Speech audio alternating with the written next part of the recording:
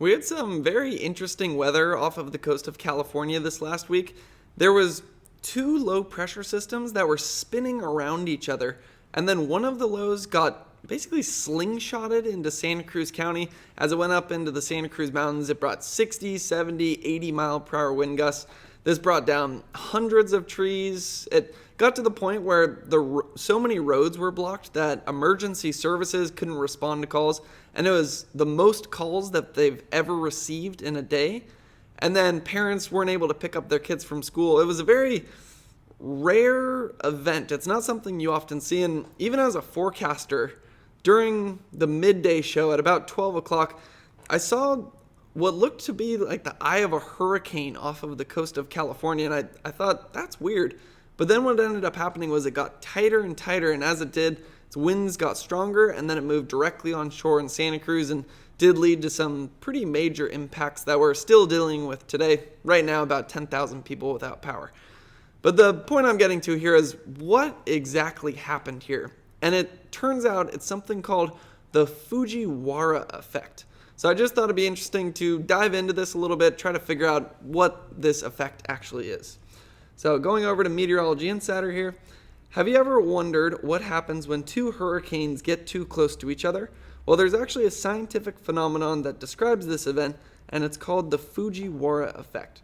Again, this isn't only with hurricanes. It can happen with like what we saw, which was just two lows, but it can also even happen on very small scales. We showed one video of two tornadoes dancing around each other, and it's all a very similar process. And I believe the scientist who first figured this out actually originally figured it out using water.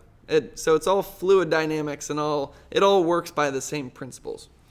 The Fujiwhara effect occurs when two tropical cyclones, such as hurricanes, typhoons, or tropical storms, come close enough to each other that their centers begin to rotate around a common point. The term was named after Dr. Sakuhei Fujiwhara, a Japanese meteorologist who first described the effect in the early 1920s. So they talk about how it rotates around a common point. So what you can imagine is two lows, both spinning counterclockwise in the northern hemisphere, with a common point between them, and then those two lows aren't only spinning around their own centers, they're spinning around another center in the middle. And then they kind of dance around each other, and different things can happen depending on how big those lows are. And I think it gets into that in this article. So when two tropical cyclones approach each other, their circulation patterns can begin to interact with each other. The larger storm can influence the smaller storm's trajectory, and the two storms can begin to orbit around a common center of rotation. The resulting motion can be highly unpredictable, as the two storms can either merge into a single larger storm or move away from each other in opposite directions. So I think that's one of the key paragraphs of understanding the Fujiwhara effect. When you have a large storm and a small storm, the larger storm is going to be the dominant one in the interaction, and a lot of the times that smaller one's just going to get sucked into the larger storm. And in very rare occurrences, doesn't happen very often, but as they combine, it can, sounds a bit extreme, but it can almost form like a I'm not going to say super storm, but it can form a more intense storm than either of those two storms were originally. Now, it can also be very unpredictable. Sometimes they dance around each other and then just spin off in different directions, or it can be like what we just saw off of the California coast, where they're dancing around each other, and the smaller of the two lows got, basically, it got slingshotted into Santa Cruz County, which reminded me of, if you ever watch a space movie, a lot of the times they figure out they don't have enough time or fuel to do the mission, so then they have to slingshot around a moon or something like that, and then that gets them to their destination. It was a little bit like that. This low was moving around the other low, and then it almost seemed like it was slingshotted into the Central Coast. So very unpredictable, and it was the first time I've ever seen anything like this. And I was actually, so I said during the midday show, I see this low off of the coast, looks like the eye of a hurricane. Wasn't hurricanes off of California.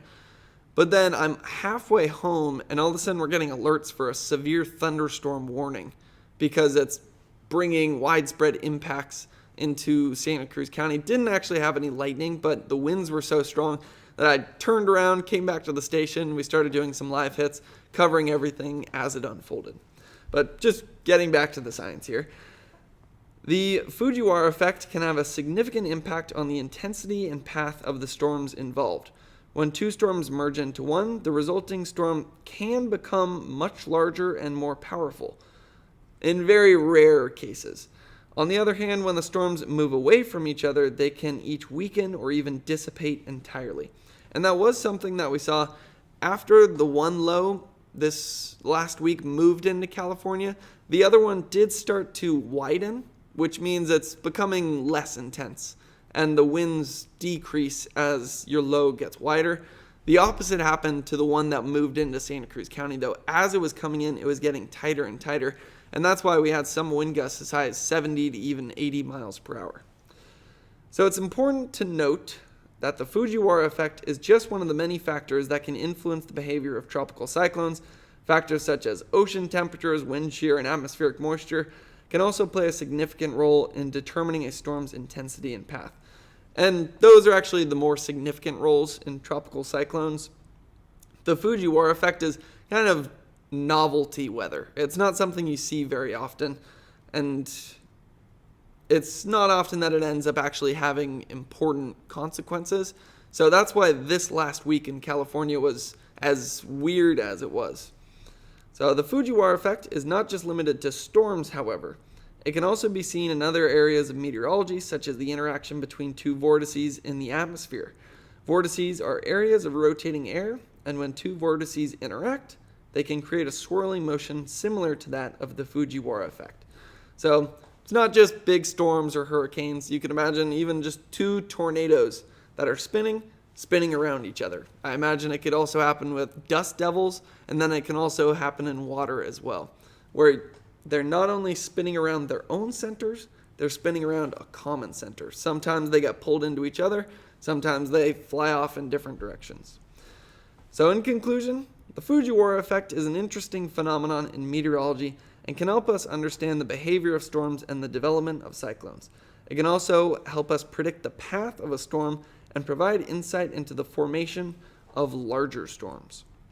So I think last thing I'll end with there is that last line they say about the formation of larger storms. I just want to clarify, it is very rare that the two storms come together and form a much larger storm. What usually happens is kind of dance around each other and then spin off in different directions. But we did see some big impacts this week, so glad I know a little bit more about the Fujiwhara effect. We'll see if it ever comes up again throughout the entire rest of my career. And just thoughts and prayers go out to everybody, especially in Santa Cruz County or anybody who was affected or impacted by this last week's weather, but also just this entire last winter's weather. It's been an interesting one. Good to see things are clearing up for this weekend. Thanks for watching.